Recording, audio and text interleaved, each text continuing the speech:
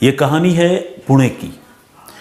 पुणे में एक जगह है औंध, और औंध चेस्ट हॉस्पिटल की जो मॉर्चरी है उसके पास एक सुनसान जगह पर 8 अक्टूबर 2024 यानी इसी साल इसी महीने की बात है ये, 8 अक्टूबर 2024 को एक नौजवान की लाश मिलती है चेस्ट हॉस्पिटल की मॉर्चरी के पास में, हॉस्पिटल प्रेमाइसेस के बाहर सुनसान जगह पर।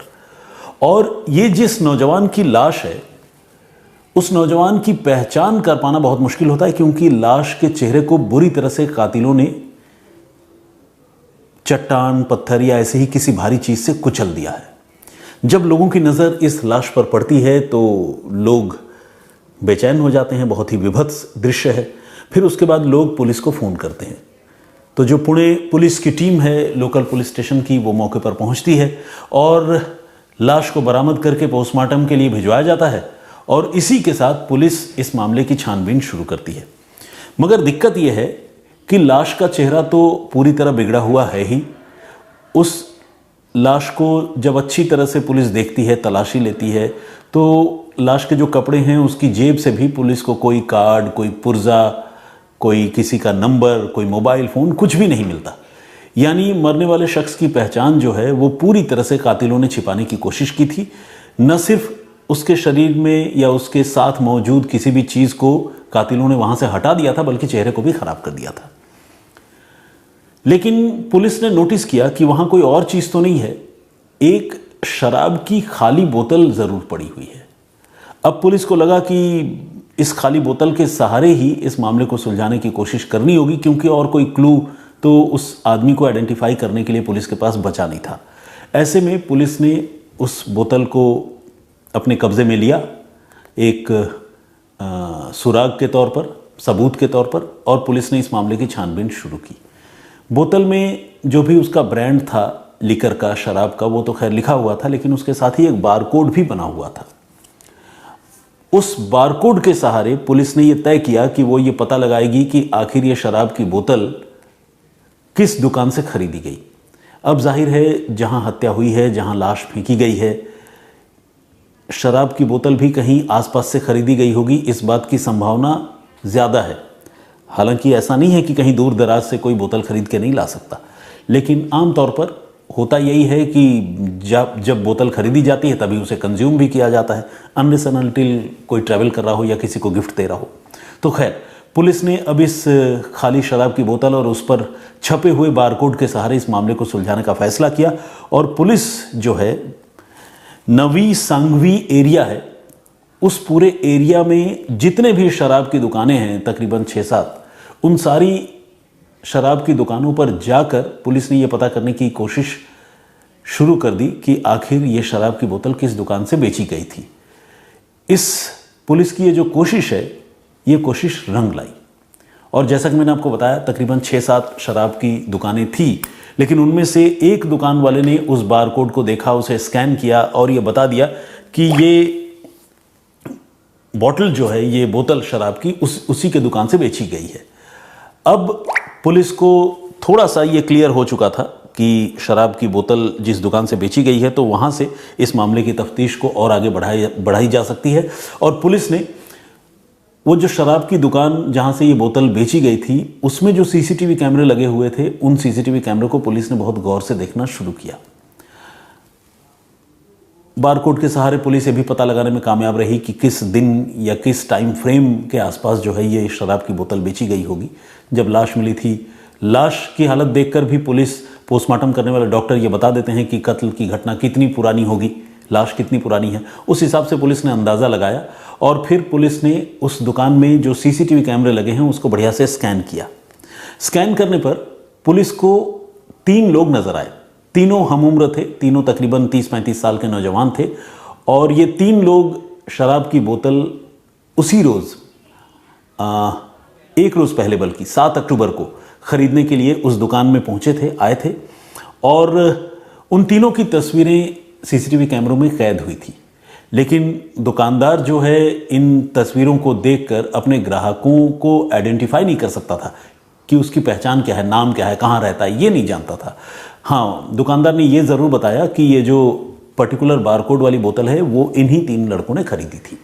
तो इतनी बात क्लियर हो गई, लेकिन अब पुलिस को ये पता करना था कि ये 3 लड़के कौन हैं, इनकी पहचान क्या है। इसके बाद पुलिस ने तय किया कि वो सीसीटीवी फुटेज के जरिए ही इन तीनों लड़कों को ट्रैक करने की कोशिश करेगी।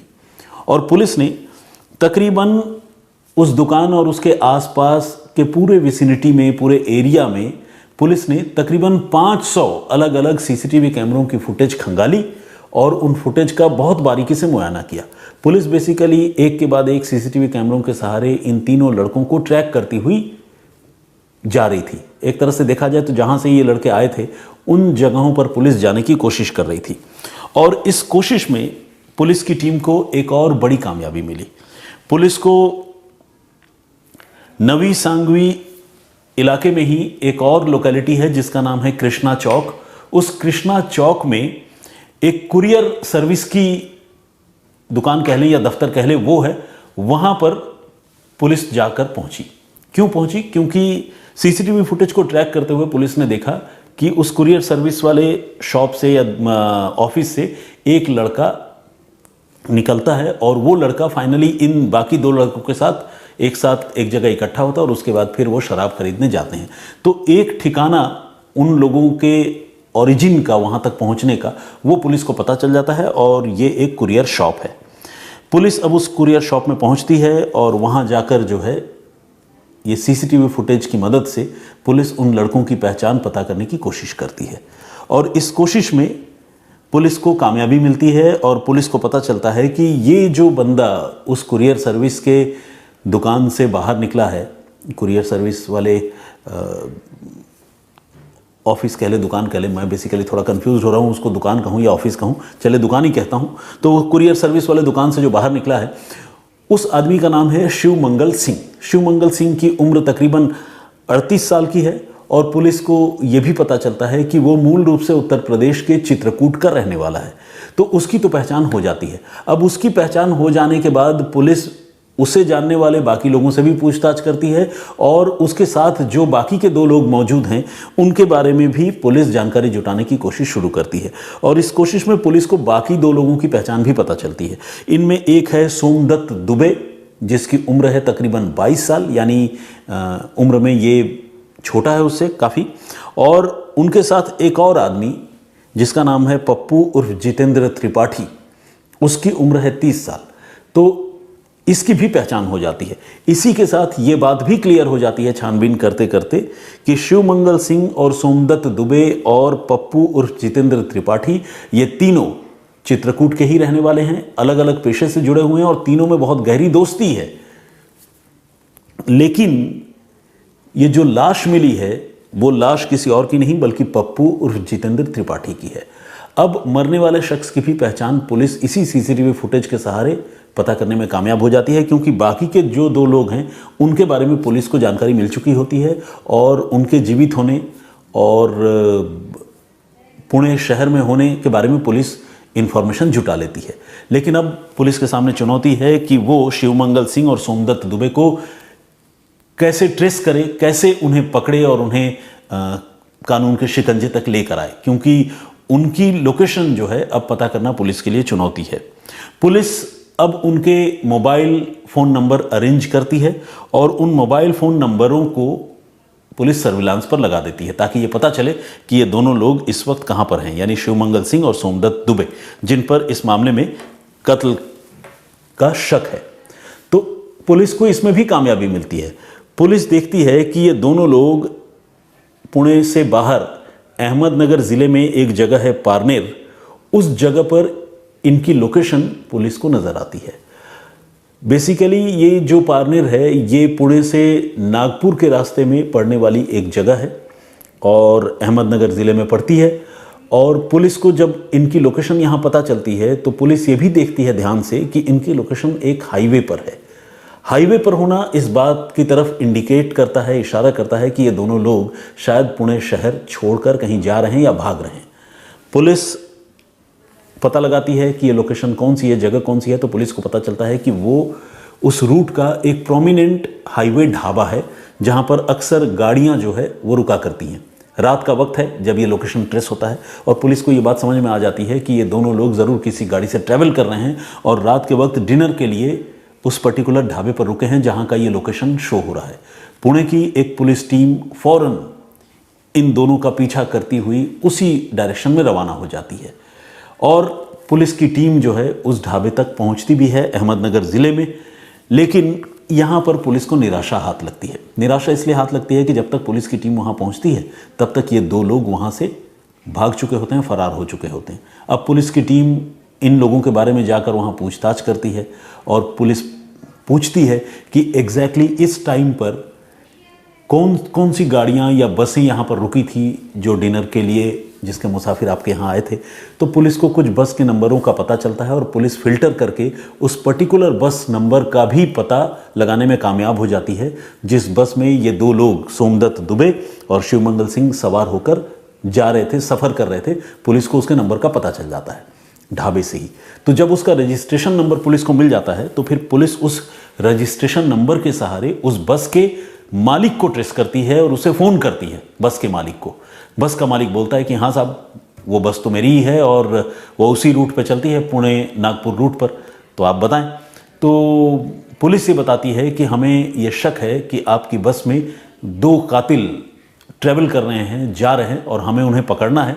तो इसीलिए आप अपने बस के ड्राइवर को फ़ोन कीजिए और फ़ोन करके ये बताइए कि वो गाड़ी जो है वो धीरे धीरे चलाए। देखिए किस तरह से पुलिस एक के बाद एक मामलों को सुलझाती हुई, सारी मुश्किलों को हल करती हुई आगे बढ़ती जा रही है।